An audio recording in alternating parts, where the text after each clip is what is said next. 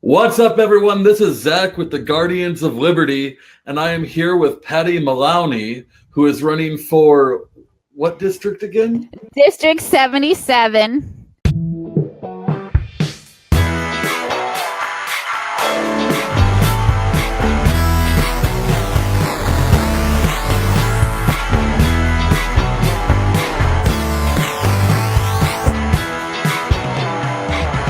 State rep in Michigan. Okay, and that is because Nebraska's weird, and we have a unicameral. That is the House or the Senate in House. House. Okay. So real quick before we dive in, the unconvention is about a month away. Everyone, we are getting we got Ron Paul. That's the big thing. The price structure has changed. $160 if you use the code ROADS will get you a meet and greet with Ron Paul at $160. That is about as cheap as you're going to get that meet and greet anywhere. We have an awesome selection of speakers, and it's going to be really focused on cryptocurrency, free market healthcare, and free market education. So www.omahaunconvention.com. Use the keyword ROADS. I'm new to this, but I have run a website for, since 2004, so 14 years. Oh, wow. I started a website back when the internet was still kind of young, I guess. And so originally, my sister and I just wanted to make a little side money so that I could be a stay-at-home mom. Mm-hmm. And our site grew and grew and grew.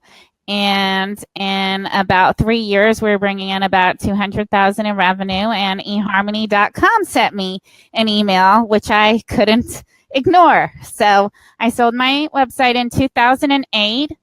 And I still run it, but I run it like I'm the editor. I don't do all the ins and outs on it anymore, but I do most of the content and the creative stuff. So what was the website? Justmommies.com. It's the coolest mom site on the internet. All right. In my opinion. So in 2010 or somewhere around that time, I discovered the Libertarian Party. It was probably a little bit before, but I really got involved in the Libertarian Party in 2010. I actually ran for office back then for a different district, but it was more just to put my name on the ballot and kind of fill a spot. I wasn't really ready to jump in and actually campaign at that point. So fast forward, I have had 5 kids. I'm divorced, and I've gotten really active in the Libertarian Party in the last year or so. I've got a lot of really great friends and several good friends that are running themselves. So I started helping, on Facebook and social media, trying to promote some of the other candidates. And I'm like, hey, I'm really good at this. And I'm very passionate about the Libertarian Party. I tell people about it all the time, not just on Facebook, but out and about. Mm-hmm. So, I decided to run because, one, I think I have the experience. I've run a business. I'm outgoing. I'm not afraid to get out there and work and go talk to people. And 2, I care about Michigan. I care about family issues. And, when I looked at the opponent I'm running against, as far as I can tell, he's a really great guy. But the issues I care about, nobody's doing anything about. I care about family issues. I do care about Michigan's economy. And, the basic stuff. But I see a lot of politicians right now that, they get into office and they do stuff for their business or, their personal things, but nobody's really working on families. And some of the things that I would like to do is work on family court. I've talked to a lot of fathers, and I was raised by a single dad, which is kind of unusual for my age bracket, but my dad raised me. And I've been through a divorce. My ex-husband and I was the breadwinner. He was the stay-at-home dad, so we didn't really have the traditional relationship. Yeah. So I sort of relate with the dads as far as how divorces go. You know, a lot of the kids end up losing a lot through divorce, and there's a lot of how we say it, divorce isn't good for the kids. It ends up being a big battle about child support and who gets custody, and it shouldn't be that way. Dads are just as important as the moms, and you know, it's something that I hope that I can make a difference on in Michigan as far as the shared parenting issue. But also I would like to work on CPS and foster care reform. I think it's long overdue. Mm-hmm. Michigan, not just Michigan, but Michigan's where I live, so Michigan's where I care about. I know personally a lot of people who've been through foster care or have been foster parents or have somehow been involved in CPS or the foster care system. And I've talked to a lot of people. And so that's something that I want to be able to make some real changes on, as far as foster parents get paid very little. We don't have enough of them, and kids end up in institutions. And I do not think that's it's not the way kids should be living. And that's something I really that's one of the things I'm really working on with my campaign. And let's see, what could you do as the congresswoman from the 77th district I guess Congress for your state? I don't know how all those titles work. I'm sorry.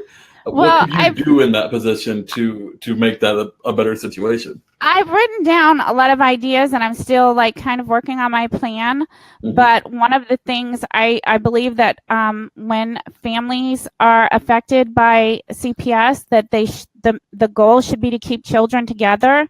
And because when you read on foster children, a lot of them will talk about they've been separated from their sister or their brother.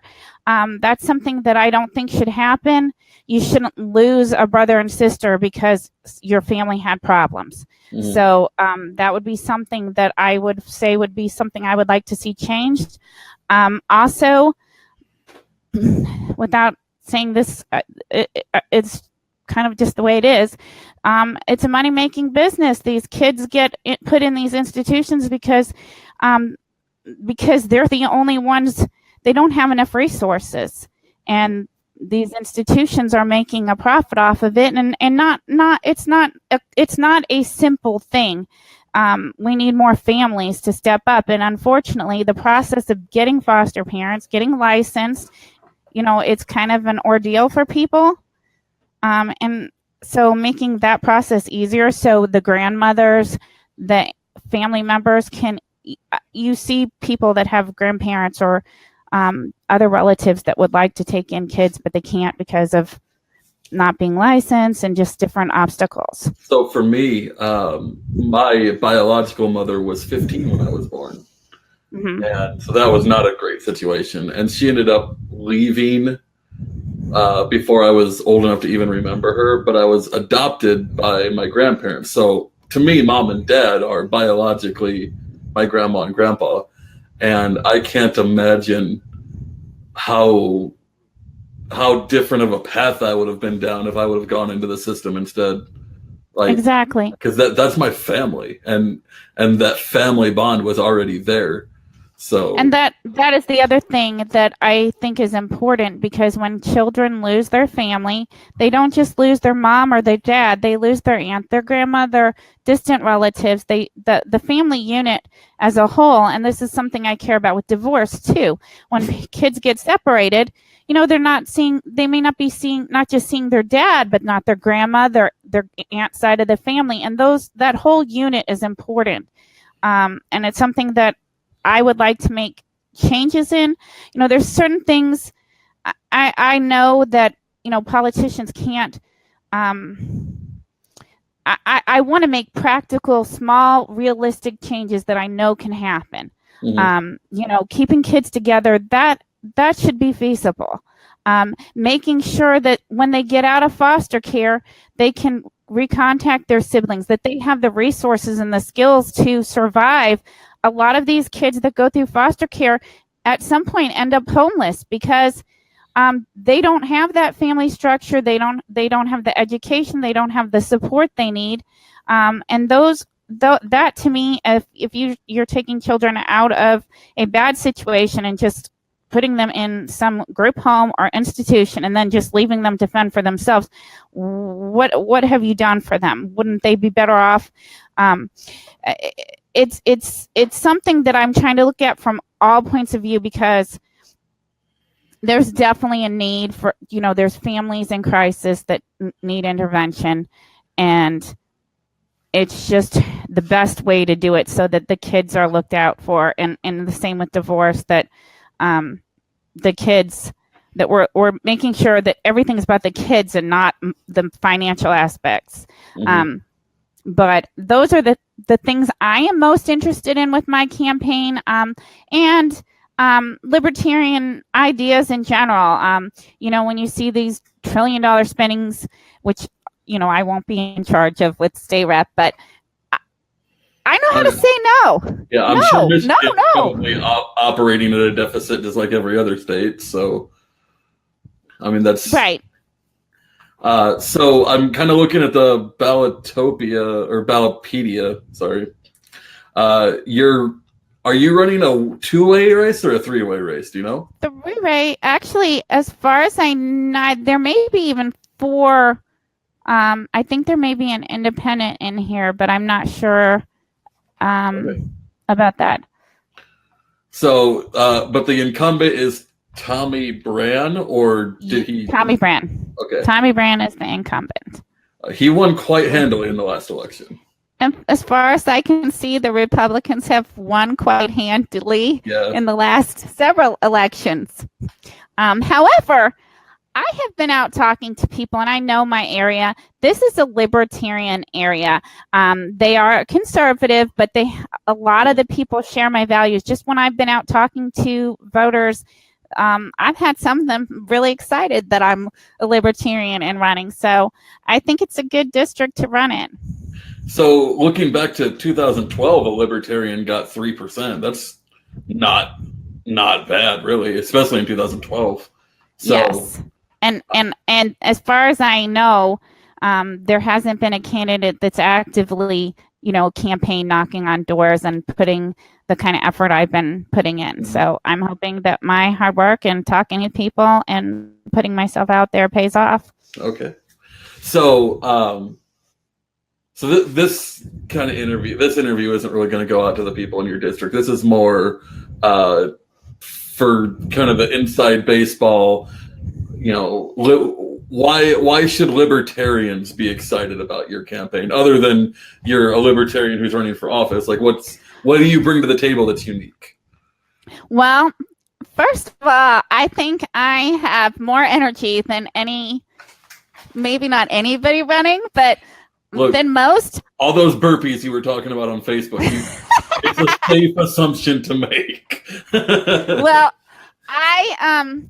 I'll just tell you, since I've started talking about this, people come out to events, people come out to meet me because I am energetic. I've got a personality. I'm not shy. I talk to people. I went to this Target today to buy the microphone, and here's my business card. I'm running. Oh, and he lived in Wyoming, which is where I live. So, I'm not shy. I talk about my campaign everywhere I go, and I hope that my enthusiasm and my positive attitude starts getting the libertarians excited to know, there's somebody out there that's actually getting outside and knocking on doors and working. And so I'm hoping that they can see my enthusiasm. I have people coming to my events that I've either met on Facebook or just met out and about.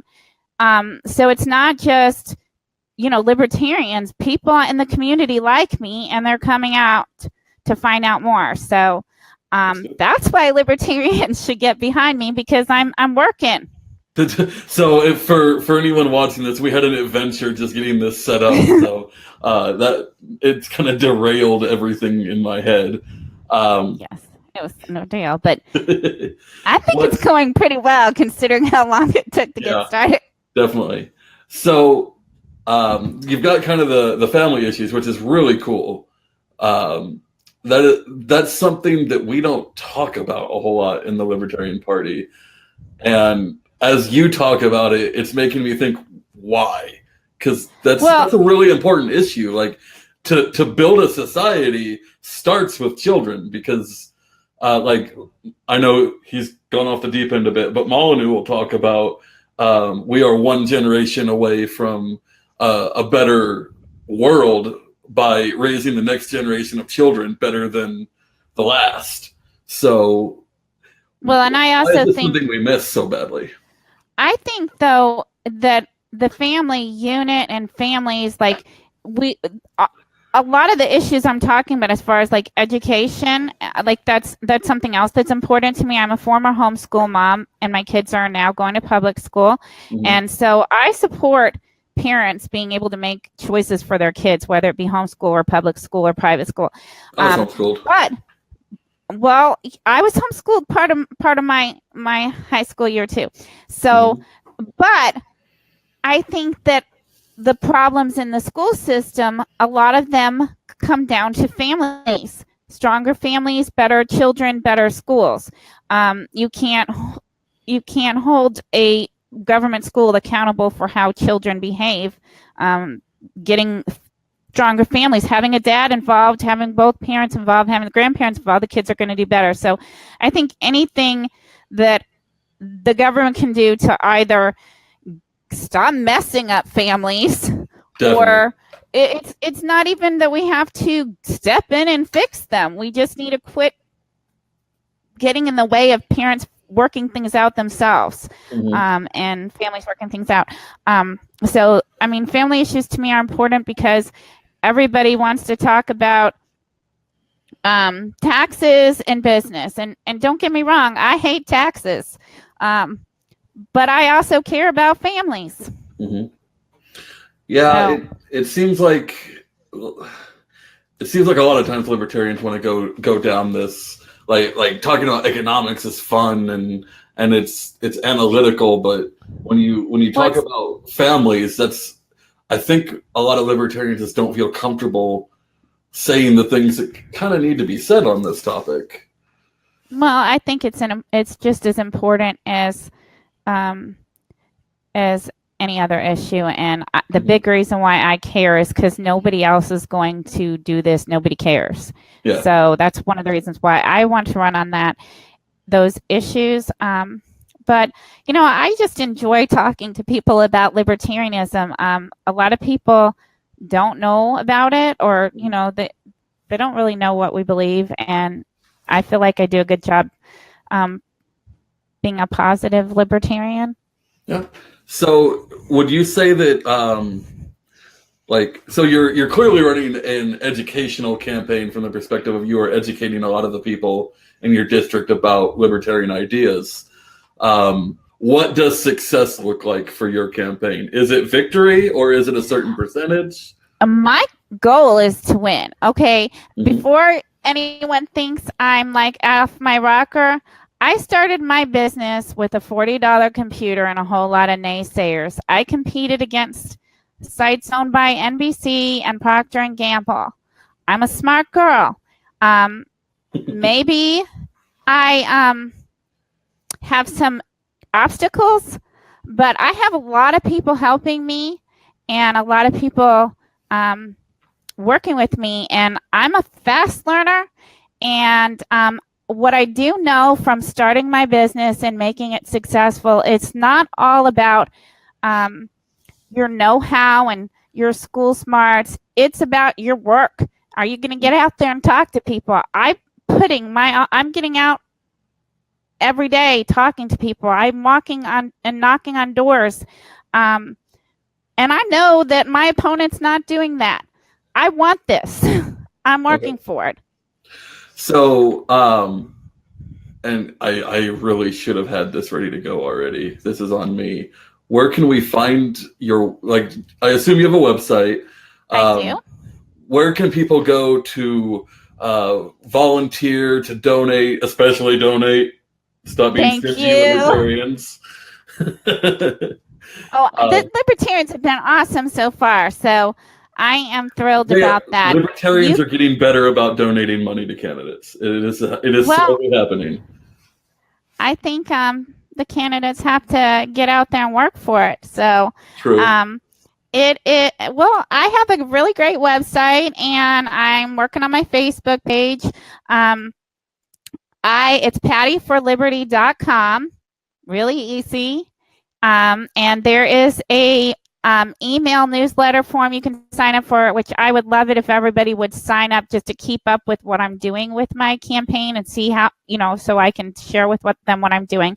And I also have a volunteer sign up, and the donation form is right there online. But honestly, I need help with anything that people are willing to help me with as far as social media and things like graphic design, anything libertarians want to jump in and help me with, I'd be thrilled to have help with. We need more graphic designers. Well, I can do graphic design myself. I do run a website, but it takes time. Yeah, it does. And so what I'm like, my new passion has been video editing, and I'm starting to get decent at it. So as I've started to learn how to do it, I've been surprised at how many other people, I thought it was a skill a lot of people had, and I was just dumb. No, there aren't many people that edit videos. Well, no, you've got a good skill, and people need it, because I help people with their websites. And even though I am not the best web designer out there, I'm better than not knowing anything. Mm-hmm. I know how to do the basics. I do run a website, so and I know a lot about internet marketing and search engines. So, I've got a few advantages as far as that goes. Yeah, definitely. So, closing thoughts, kind of give your last big push, and we'll get you out of here. Well, my closing thoughts are that I really have been excited about some of the other libertarian candidates that I'm seeing, Matt Dubin and Bill Jalano here in Michigan. He's our governor candidate. You should check out his page too. Larry Sharp, of course, is awesome. And Jamie Lewis, who's my campaign manager, but he's also running one district over District 72. I hope you guys will check out his Facebook page too. I'll probably share a link to it later. But I'm really excited about Michigan, because we have some really good candidates this year, not just me, Bill Jalano, Jamie Lewis, Tyler Palmer. And I think you're going to see some exciting stuff going on here in Michigan, because we have several candidates that are working hard right now, and not just myself. That's awesome. So I want to give a shout out to them. All right. Well, for Patty Malowney, I'm Zach Taylor for the Roads to Liberty, Guardians of Liberty, whatever podcast. Have a great week, Nebraska.